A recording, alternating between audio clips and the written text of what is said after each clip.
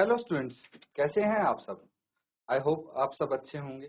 ICT virtual classroom में आप सबका स्वागत है। मैं विकास। बच्चों, क्लास 10th का मैथ्स करेंगे हम। चैप्टर है अरिथमेटिक प्रोग्रेशंस यानी समांतर श्रेणियां। इस चैप्टर को कंटिन्यू करना है। क्वेश्चंस कर रहे थे बच्चों हम एक्सरसाइज के, तो उन्हीं क्वेश्चंस को कंटिन्यू करने वाले हैं। एक क्वेश्चन नोट डाउन करेंगे आप यहाँ पे।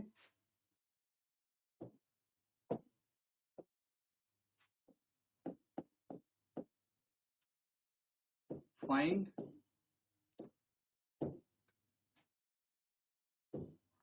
The 20th term from the last term of the AP 3, 8, 13, 253।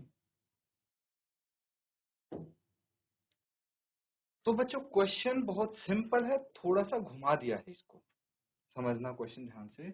आपको बोला गया है कि भाई एक एपी दी है, ठीक है। एक एपी है हमारे पास 3, 8, 13 और ये इसकी अंतिम जो पद है इसका वो 253 है। लास्ट टर्म 253 है। तो आपको लास्ट टर्म से पीछे से 20वां पद निकालना था। अभी तक नॉर्मली क्या करते थे भाई, आगे से आपको बोलते थे 30वां पद निकाल लो, 35वां निकाल लो, 10वां निकाल लो। लेकिन इस बार पीछे से निकालने के लिए बोला है पद। तो कैसे निकालेंगे 20वां पद पीछे से?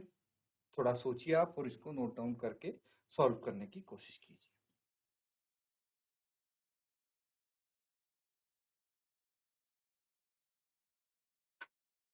तो बच्चों यहाँ पे आपके पास दो ऑप्शन है इस क्वेश्चन में, ठीक है।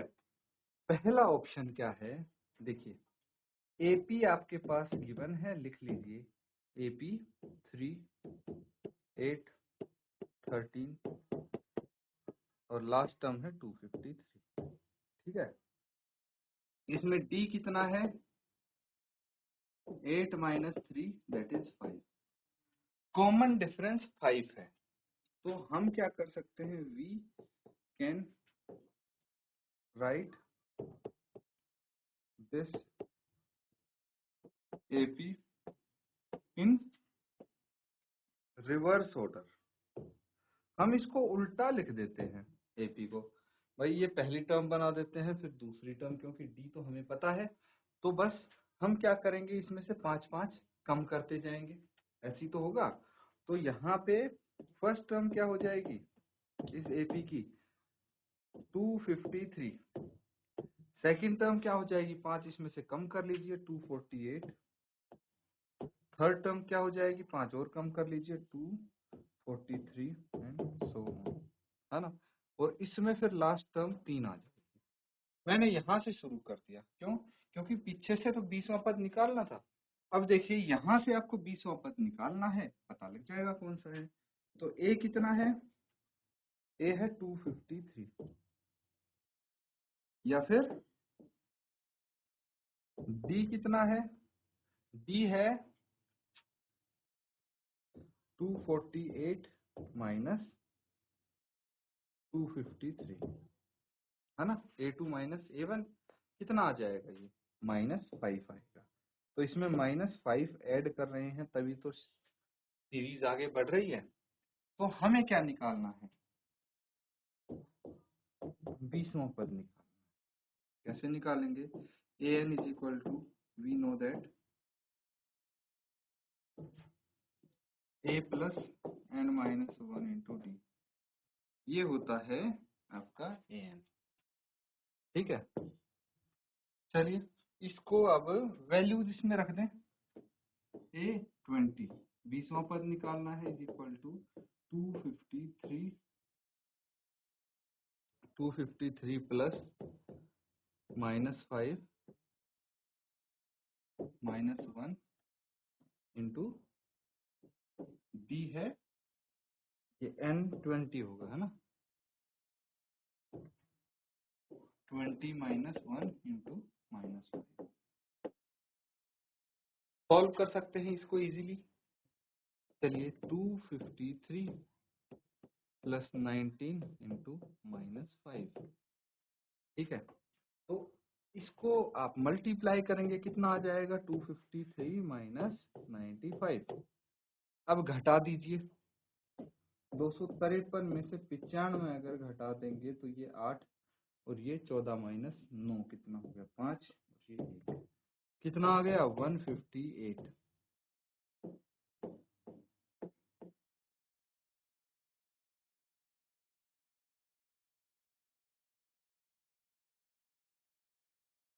तो समझ गए बच्चों। अब देखिए यहाँ पे आपके पास ये टर्म आ गई, तो आप बोल सकते हैं therefore 158 is the 20th term from last। तो यहाँ पे हमें क्या करना पड़ा, इसका ऑर्डर रिवर्स करना पड़ा। फिर ये जो एपी आया इससे हमने ए डी निकाला और उससे फॉर्मूला रख के वैल्यूज निकाली। लेकिन बच्चों आपके पास एक और तरीका है, अगर आप करना चाहें तो आप यहाँ पे क्या कर सकते हैं। देखिए जब लास्ट टर्म की बात आए, लास्ट टर्म से जब हमें कोई टर्म निकालनी हो, है ना, ए एन निकालना है, लेकिन हमें लास्ट टर्म गिवन है, तो उस कंडीशन में आप क्या करेंगे, L minus N minus 1 into D ये कर देंगे, ठीक है भाई। एल माइनस यहाँ पे साइन चेंज हो जाएगा बस।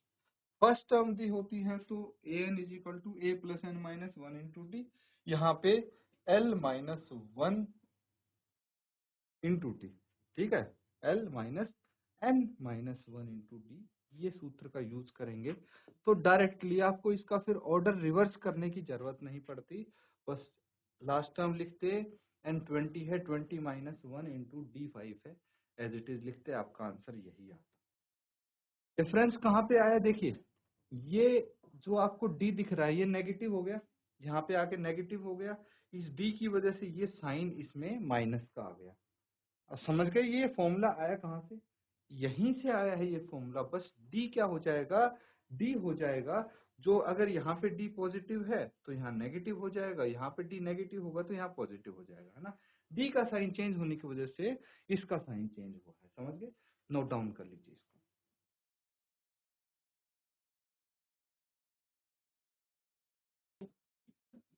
तो बच्चों ये क्वेश्चन हमारा हो गया है। अगला सवाल देखेंगे, नेक्स्ट क्वेश्चन आपके लिए है 18th क्वेश्चन, ठीक है।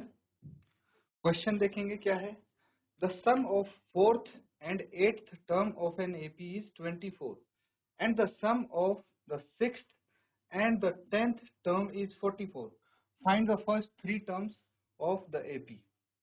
तो यहाँ पे है किसी एपी के चौथे और आठवें पदों का योग 24 है तथा छठे और 10वें पदों का योग 44 है।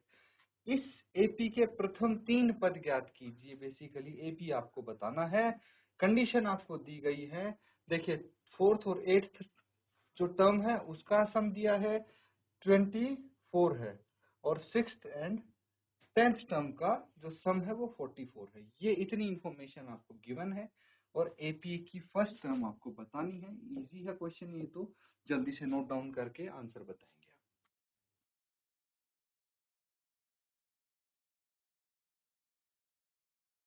तो बच्चों इस क्वेश्चन को अब साथ में हम सॉल्व कर लेते हैं। देखिए यहाँ पे क्या गिवन है, given that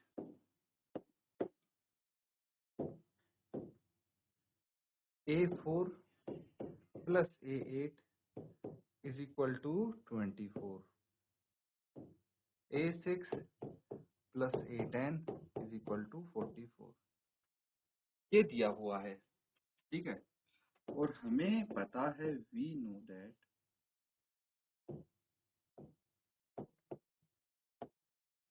an is equal to a plus n minus 1 into D, ऐसे ही होता है। तो अगर A4 निकालेंगे तो क्या हो जाएगा, a plus 4 minus 1 into D, that is A4 is equal to A plus 3D। A4 ये आ गया, A प्लस 3D।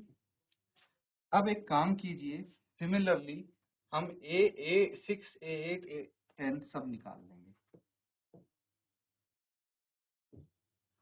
ऐसे ही जैसे हमने A4 निकाला है। A6 हो जाएगा A प्लस 5D, A8 हो जाएगा A प्लस 7D, A10 हो जाएगा A प्लस 9D। ये सब आ गए, ठीक है। ये फर्स्ट हो गई इक्वेशन, ये सेकंड हो गई फ्रॉम इक्वेशन 1, ठीक है। ये समीकरण 1 हो गया जो दिया है A4 प्लस A8। तो A4 कितना है यहाँ पे, A4 A प्लस 3D है, A प्लस 3D है ना, प्लस A8 कितना है, A प्लस 7D, और ये 24 के बराबर है, 24 के इक्वल है। A प्लस A कितना हो गया, 2A, 3D plus 7D 10D is equal to 24। 2 common लीजिए और राइट हैंड साइड भेज दीजिए, A प्लस 5D आ जाएगा। 24 को 2 से काट देंगे तो ये 12 आ जाएगा, ठीक है। तो ये समीकरण 3 आपके पास आ गया है 12। अब क्या करेंगे, फ्रॉम इक्वेशन 2, समीकरण 2 में A6 प्लस A10 दिया है ना, तो A6 है A प्लस 5D, A10 है A प्लस 9D, और ये दोनों का सम जो है वो 44 है। बस इसको आगे सॉल्व करेंगे, ये 2A आ गया plus 9 plus 5 14D is equal to 44। तो 2 कॉमन लेके राइट हैंड साइड भेज दीजिए, A plus 7D is equal to 22। ये इक्वेशन 4 आ गई। तो इक्वेशन 3 और इक्वेशन 4 हमारे पास आ गई है। अब यहाँ पे देखिए वेरिएबल 2 हैं, यहाँ पे 2 वेरिएबल हैं और 2 इक्वेशन है, तो इजीली A और D की वैल्यू यहाँ से आ जाएगी। बस आपको क्या करना है, subtract equation 1 from equation 2। Equation 2 से इक्वेशन 1 घटा लीजिए आप, क्या आ जाएगा, ये आ जाएगा बच्चों A plus 7D is equal to 22, A plus 5D is equal to 12। Minus minus sign कर देंगे आप इसका चेंज, ये कट जाएगा, प्लस A माइनस A आपस में, 7 माइनस 5 2D, 22 माइनस 12 10, तो D कितना आ गया 5, ठीक है। यहाँ तक नोट डाउन करो पहले।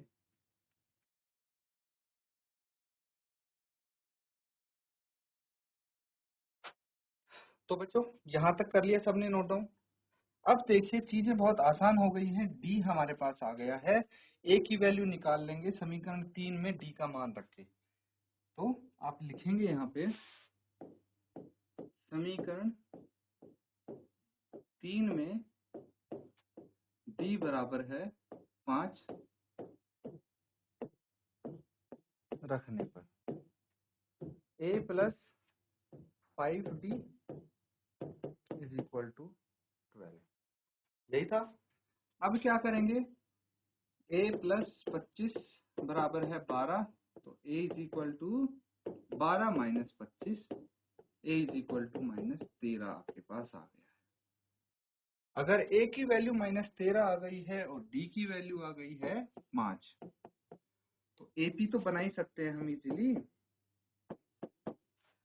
सबसे पहली टर्म माइनस 13, दूसरी टर्म d ऐड कर दीजिए उसमें माइनस 8, फिर माइनस 3, है ना। पहली 3 टर्म्स लिखने के लिए बोली थी आपको। देखिए find the first 3 terms of the AP, तो ये हमने यहाँ पे लिख ली है, जल्दी से नोट डाउन कर लेंगे।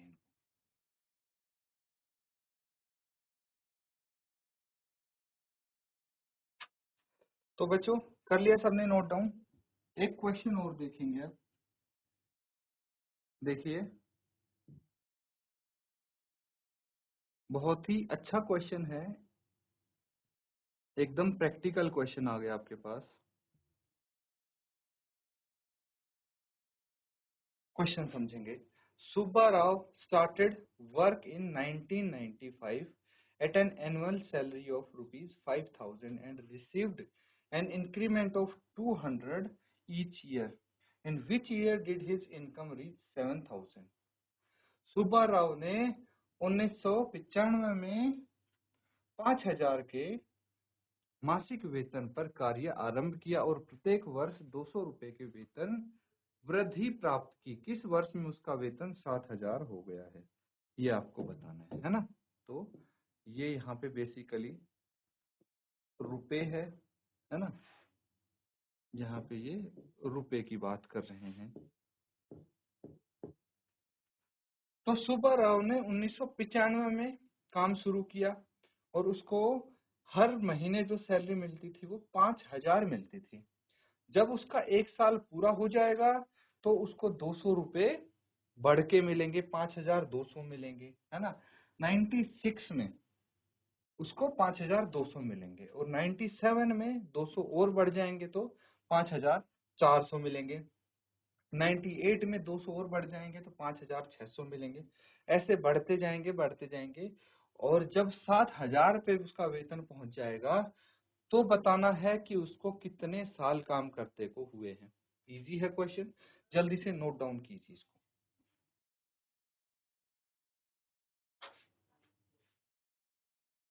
तो बच्चों ये जो क्वेश्चन है आपके लिए, है ना, इसको सॉल्व करना काफी इजी है।